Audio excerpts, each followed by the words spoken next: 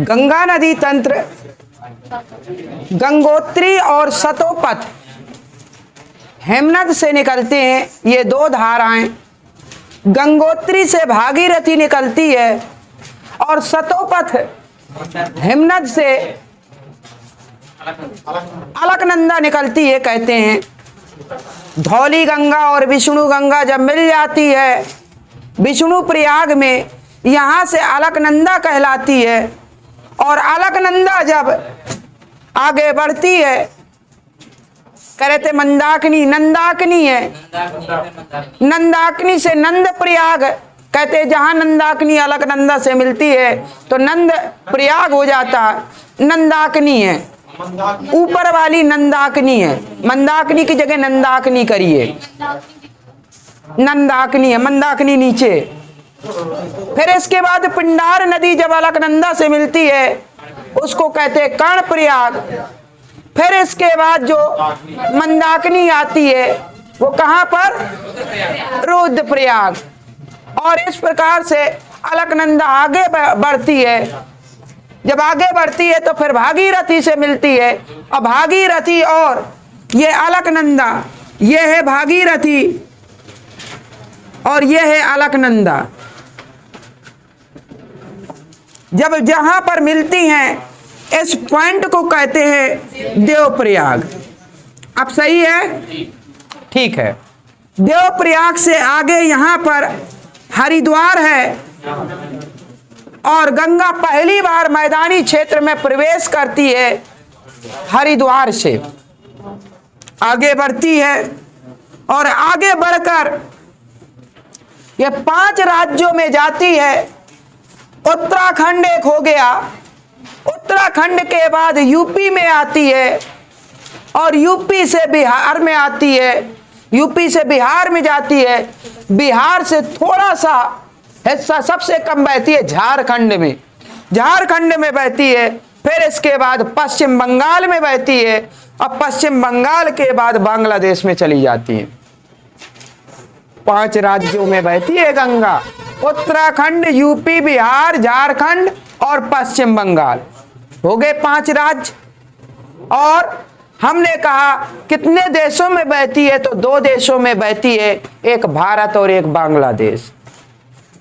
Clear है, एक भारत और बांग्लादेश 2 देशों में बहती है गंगा। गंगा की कुल लंबाई 2525 किलोमीटर है।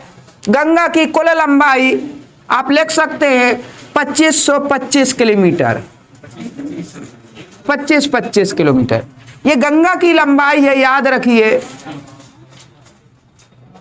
ठीक है, आगे बढ़ते हैं।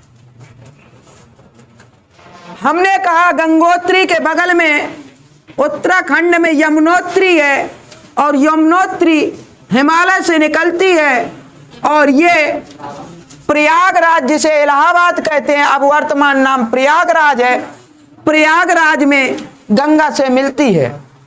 दाईं ओर से हिमालय की एकमात्र नदी जो दाईं ओर से गंगा से मिलती है वो है यमुना। यमुनोत्री से, गंगोत्री के बगल में है यमुनोत्री, ये है यमुनोत्री। सही है, हाँ बिल्कुल है। संगम बोल देते हैं, संगम, संगम का मतलब मिलना। तो ये 2 नदियां मिल गई तो संगम कहलाया। और इसे कहते हैं 3 नदियों का मिलन स्थान संगम।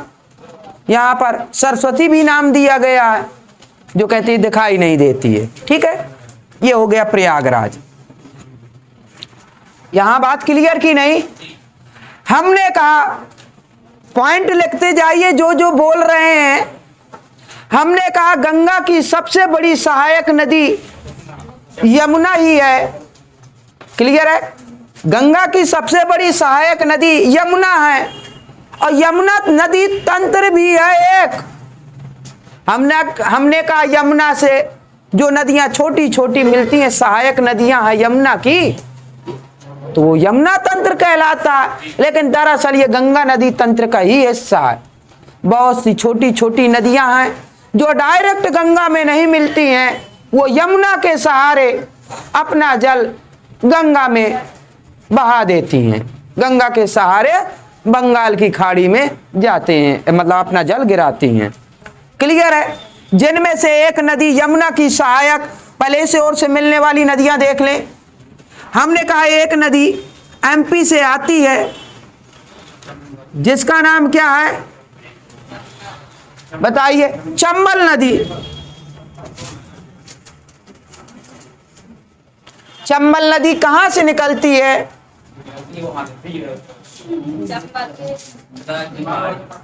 बताइए, चंबल कहां से निकलती है? रायसीना से। जनापाव पहाड़ी से निकलती है, ठीक है। एमपी की जनापाव पहाड़ी से निकलती है चंबल, और यमुना की सहायक है, यमुना की सहायक है चंबल नदी। चंबल को कहते हैं सबसे ज्यादा घाटियों का निर्माण करने वाली नदी है, तो वो है चंबल नदी। ये बीहड़ों में, यहाँ सबसे ज्यादा बीहड़ पाए जाते हैं चंबल नदी के किनारे, और इस वजह से सबसे ज्यादा डाकुओं का बसेरा रहता था तो कहाँ पर? चंबल नदी के किनारे, ठीक है। पान सिंह तोमर। बीहड़ होता है जो मिट्टी के बड़े बड़े टीले हो जाते हैं, इतने ऊंचाई पर टीले, अगल बगल से रास्ता, अब मिट्टी के इतने बड़े बड़े टीले हो जाते हैं कि लोग छिप सकते हैं, और उन्हीं टीलों के अंदर हो सकता है कि गुफा नुमा बना लें, अंदर रहने लगे। मिट्टी के बड़े बड़े टीले, पता चला एक टीला यहाँ पर है, दूसरा बगल में फिर एक टीला हो गया उससे बड़ा, फिर उससे छोटा बगल में टीला, टीले के टीले हो जाते हैं, ठीक है, और उन्हीं के अंदर रहने भी लगते हैं। ये चीज है, खोद के बना लेते हैं रहने के लिए, तो ये टीले कहलाते हैं बीहड़, ठीक है। और एक दो नहीं, ऐसे सैकड़ों टीले होंगे अगल बगल, अब बीच बीच में रास्ता है। जैसे पहाड़ का पहाड़ हो जाए, यहाँ पहाड़ है, फिर बगल में पहाड़ हो जाए, फिर और यहाँ अभी से रास्ता हो, पहाड़ के पहाड़, ऐसे मिट्टी के पहाड़ नुमा हो जाते हैं, इन्हीं को। हाँ बस वही है, ठीक है। जो सांप की बामी होती है ना, कहते हैं ना बामी, कभी देखेंगे, देखा है कि नहीं देखा? ठीक है, ऊपर को बनी होती है ना, वो मिट्टी के होते हैं ना, ऐसे मान के चलिए, एक यहाँ बनी, एक बगल में, फिर बगल में, ऐसे बनी होती है। हमने कहा ऐसे ही ये समझ लीजिए कि पता चला कि 30 फुट ऊंचा हो जाए, 10 मीटर ऊंचा हो जाए, 20 मीटर ऊंचा हो जाए, तो लोग तो आराम से छिप सकते हैं ना। और यहाँ पर छिप छिप के गोलियां चलाते थे डाकू, और पुलिस पकड़ नहीं पाती थी। ये सबसे सेफ जगह मानी जाती थी, अभी भी है, खतरनाक जगह है ये। चंबल की घाटी फेमस है। और क्या, डाकू बनने में कितना समय लगता है? ठीक है, चलिए आगे बढ़े। तो चंबल सहायक है यमुना की, और एक और बताइए, यमुना की सहायक सिंध है।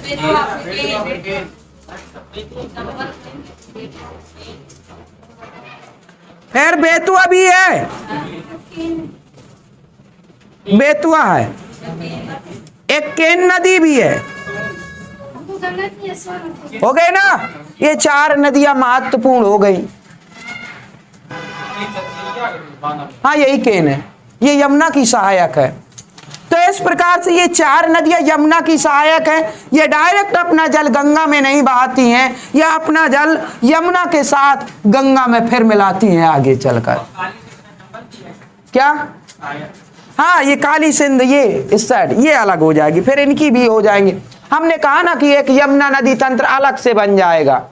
बहुत सी नदियां हैं जो यमुना की सहायक है, तो उसे यमुना नदी तंत्र कह सकते हैं, लेकिन दरअसल पार्ट तो इसी का है, गंगा का, गंगा नदी तंत्र का।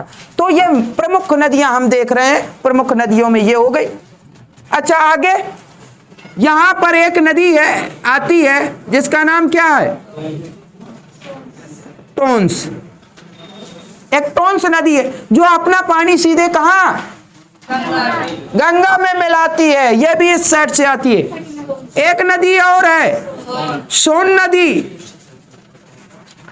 ठीक है, क्या टोंस इलाहाबाद। इलाहाबाद काफी बड़ा जिला है। हमने कहा ये जो संगम है ना, संगम के बाद मिलती है टोंस, लेकिन है इलाहाबाद में, है इलाहाबाद में। ये सोन नदी कहाँ मिलती है? पटना से थोड़ा सा पहले, पटना के समीप ही मिलती है। ये क्लियर है बात? ठीक। ये नीचे से आने वाली सोन नदी बहुत चर्चित नदी है। सोन नदी क्यों चर्चित है? क्योंकि सोन नदी उल्टा दिशा में बहती है, ऐसा कहते हैं, यानी उत्तर दिशा में बहती है। सोन नदी उत्तर दिशा में बहती है। और ये कहां से निकलती है?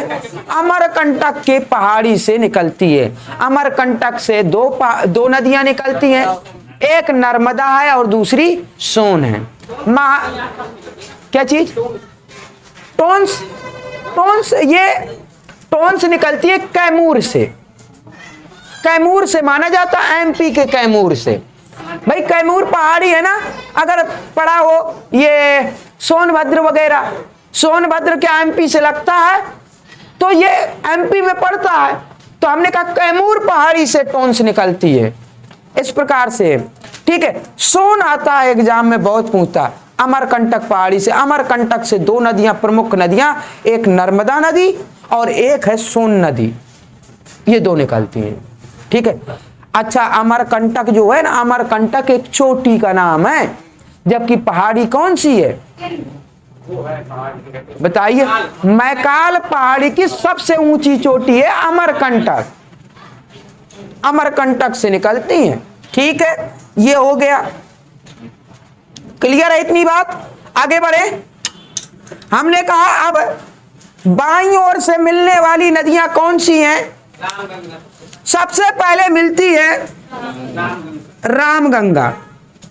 गंगा से मिलने वाली सबसे पहली बाईं ओर से नदी है रामगंगा। फिर इसके बाद यहां से आती है गोमती, ठीक है। फिर इसके बाद घाघरा। हमने कहा ऐसे आती है ना घाघरा, ये घाघरा नदी हो गई। अच्छा, घाघरा नदी जो है ना, ये यहां से दो धाराएं हैं। एक तो है मेन जो नदी है ना, वो आपकी है शारदा, जिसे काली नदी कहते हैं, शारदा को कहते हैं काली नदी। एक कर्णाली, ऐसे कुछ एक और नाम है। ये दो धाराओं को मिलकर ये घाघरा बोलते हैं। तो ये घाघरा नदी है, ठीक है। अब घाघरा भी गंगा की सहायक है, बाईं ओर से मिलती है। ये नेपाल से निकलती है, ये नेपाल से निकलती है जो काली है। और काली नदी का जो जल विवाद है ना, तो भारत और नेपाल के बीच, इसी वजह से, ठीक है। और हमने कल आज ही पूछा था घाघरा का युद्ध, वो यही हुआ था, इसी नदी के किनारे हुआ था घाघरा का युद्ध, इसी घाघरा की बात कर रहे हैं, ठीक है। चलिए, ये हो गया। हमने कहा एक है फिर, ये भी नेपाल से निकलती है, गंडक। फिर इसके बाद कोसी, और ये भी नेपाल से आती है, कोसी। और फिर इसके बाद महानंदा।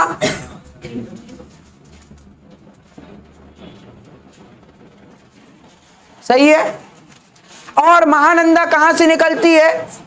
यहां पर दार्जिलिंग की पहाड़ियां हैं, क्या? पश्चिम बंगाल की, पश्चिम बंगाल की दार्जिलिंग की पहाड़ियां यहां है, सिक्किम के नीचे। और पश्चिम बंगाल ऐसा है, ऐसा गया है, ध्यान दीजिए।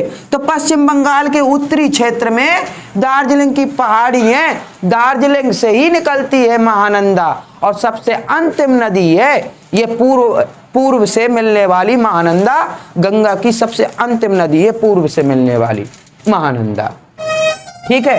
वैसे कहेंगे तो पूर्व तो फिर ब्रह्मपुत्र भी आएगी, लेकिन भारत की बता रहे हैं, भारत की बता रहे हैं ये, ठीक है। फिर तो ये बांग्लादेश में मिलने लगी, तो ऐसे तो मेघना वगैरह हो जाएंगी, लेकिन यहाँ भारत में महानंदा सबसे पूर्वी हो गई, सबसे पहली रामगंगा। ये काली है, ये शायद कर्णाली ऐसे कुछ इसका नाम है। ये दो धाराएं हैं, दो धाराएं मिलकर निर्माण करती है घाघरा नदी का। ठीक है, इनमें से क्वेश्चन आते हैं, रामगंगा कहां से निकलती है? उत्तराखंड से। लेकिन गोमती नदी से जरूर आता क्वेश्चन। गोमती नदी से क्या क्वेश्चन आता है? एकमात्र ये नदी है इस साइड जो बह रही है, जो मैदानी क्षेत्र से निकलती है। मैदानी क्षेत्र से निकलने वाली एकमात्र नदी जो गंगा की सहायक है, वो बताइए। तो गोमती नदी है। ठीक है, हिमालयी नदी कहते हैं। तो ये मैदानी क्षेत्र से कहां से निकलती है? ये भी पूछ सकता है गोमती का। पीलीभीत। किस झील से? फुल्लर झील से।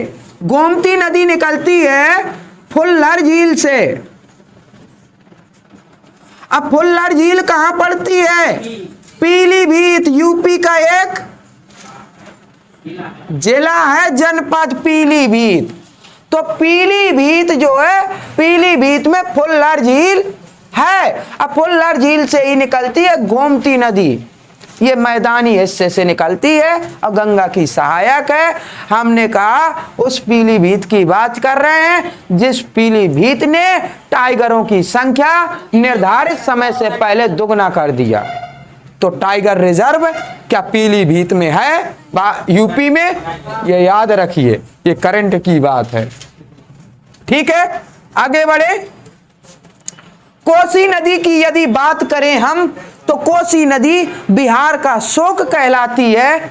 यह भी याद रखिए, बिहार का शोक कौन सी नदी कहलाती है? कोसी नदी कहलाती है। हमने कहा तो बंगाल का शोक, हमने कहा बंगाल का शोक, यहां से एक नदी देखिए, एक धारा गंगा की ऐसे यहां बह जाती है और इसका नाम है हुगली। गंगा की एक धारा, एक तो बांग्लादेश में चली जाती, एक धारा पश्चिम बंगाल में नीचे की ओर आ जाती, इसका नाम दिया गया है हुगली। बंगाल, पश्चिम बंगाल। हाँ, तो ये एक धारा हुगली आ जाती। लेकिन बंगाल का शोक कौन सी है? हमने कहा यहां पर हुगली जो है ना, कोलकाता शहर बसा हुगली नदी के किनारे। एक छोटा नागपुर का पठार है और छोटा नागपुर पठार से आती है दामोदर। छोटा नागपुर पठार से आती है दामोदर और ये प्रायद्वीपीय भारत की नदी है दामोदर। आगे पढ़ेंगे, दामोदर को कहते हैं पश्चिम बंगाल का शोक। दामोदर नदी को कहते हैं पश्चिम बंगाल का शोक। हुगली ना कर लीजिए। बिहार का शोक कोसी को कहते हैं। असम का तो ब्रह्मपुत्र हो गई। ठीक है, और चीन की वांगो नदी को शोक कहते हैं, चीन की। हाँ, ठीक है, ये बात क्लियर है। इतनी बात क्लियर हुई कि नहीं गंगा नदी तंत्र में?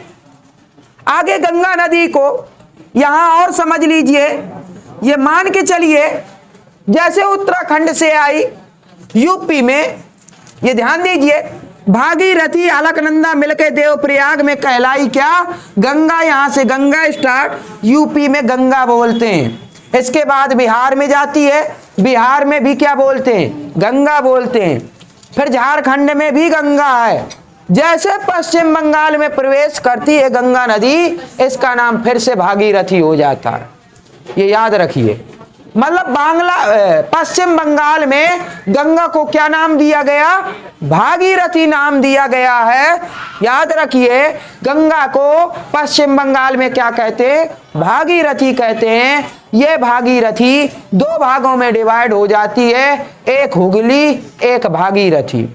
भागीरथी आगे बढ़कर बांग्लादेश में चली जाती है और बांग्लादेश में भागीरथी को कहते हैं पद्मा। याद रखिए, ये है पद्मा। ये भागीरथी नदी बांग्लादेश में पद्मा कहलाती है और ये ब्रह्मपुत्र यहाँ जमुना कहलाती है। पद्मा और जमुना आगे चलकर मिलती हैं और फिर भी ये पद्मा ही कहलाती है। फिर भी पद्मा ही कहलाती है। पद्मा आगे चलकर यहाँ से बराक नदी आती है जिसको मेघना कहते हैं, और जब मेघना से मिल जाते हैं तो इसका नाम पद्मा और मेघना मिलके मेघना बन जाती है। पद्मा और बराक नदी मिलकर मेघना कहलाती हैं और ये मेघना नदी ही आगे चलकर बंगाल की खाड़ी में जल गिराती है। क्लियर है? तो पद्मा और जमुना मिल जाती हैं तब भी पद्मा ही धारा कहलाती है। या आगे चलकर ये बांग्लादेश से चल रहा है, यहाँ पे हमने कहा पद्मा, आगे चलकर यहाँ से मणिपुर से एक नदी बराक आती है, कभी कभी नागालैंड भी मिलता है, नागालैंड की पहाड़ियों से निकलती, लेकिन मणिपुर के रास्ते आती, मणिपुर राज्य से निकलती है ये बराक नदी, जिसको कहते हैं मेघना नदी के नाम से जाना जाता है। यह अति महत्वपूर्ण मेघना नदी है बांग्लादेश के लिए। इस वजह से पद्मा और मेघना जब मिल जाती हैं तो मेघना ही नाम दिया गया है यहाँ पर। क्लियर है? और ये मेघना के नाम से अपना जल बंगाल की खाड़ी में गिराती हैं। बात आती है कि पद्मा और जमुना ये बांग्लादेश में जब मिलती हैं, और जब मिलती हैं तो यहाँ एक डेल्टा का निर्माण होता है। ठीक है, तो यहां डेल्टा का निर्माण होता है, याद रखिए। जब डेल्टा का, इस डेल्टा का नाम दिया गया है सुंदरवन का डेल्टा।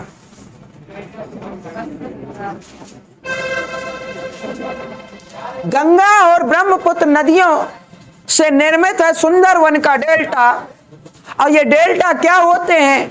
ये नदियों द्वारा अपने साथ लाए गए अवसाद, कूड़ा करकट जिसे कहते हैं ना, अपने साथ लाए गए अवसाद धीरे धीरे मुहाने पर जमा होते रहते हैं।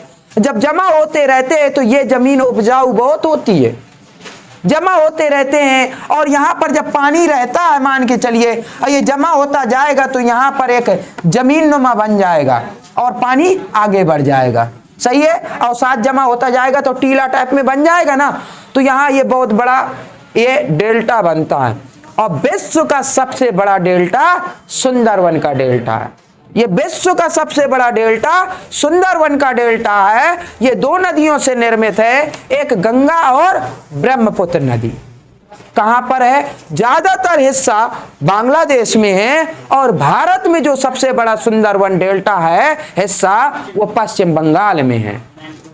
ठीक है, इस सुंदरवन डेल्टा में मैंग्रोव वन पाए जाते हैं, मैंग्रोव वन पाए जाते हैं, ये याद रखिए।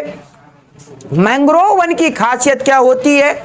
हमने कहा सुंदरवन डेल्टा में मैंग्रोव वन पाए जाते हैं, और जब मैंग्रोव वन पाए जाते हैं तो इसका नाम सुंदर क्यों पड़ा? सुंदरवन।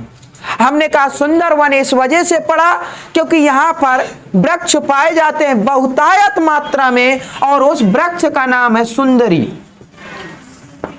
सुंदरी वृक्ष सबसे ज्यादा पाए जाते हैं। और बताइए कौन से वृक्ष पाए जाते हैं?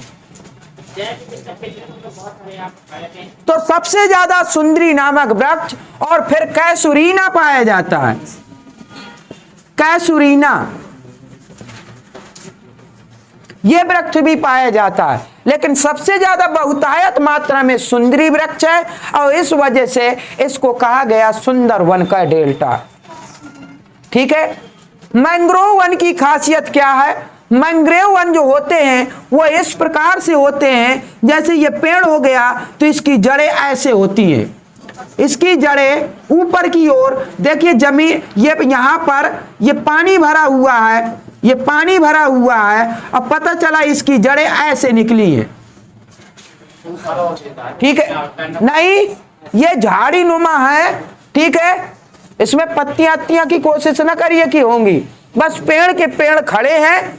ठीक है, होती हैं पत्तियां भी।